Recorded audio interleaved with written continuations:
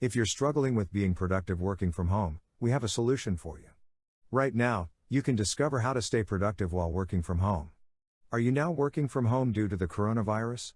If so, making the big switch can have its benefits, but it can bring some unexpected drawbacks.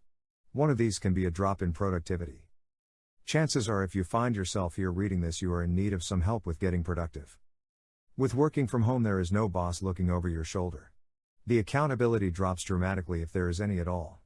So that means it can be no real pressure to get work done. It's easy to get distracted with the TV running in the background or the kids running around the house screaming. Or maybe your spouse isn't looking at you as working from home and instead wants you to spend time with them. These are all things that can be a distraction and cause you to lose productivity while working from home. Can you relate?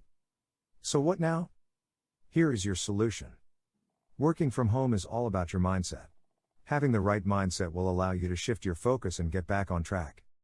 How would you like to be able to complete your full workday, 8 hours, in 5 hours or less?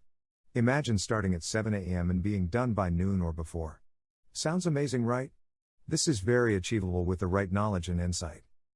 If you work from home, grab the Working From Home Productivity Kit available at worldwidetweets.com today.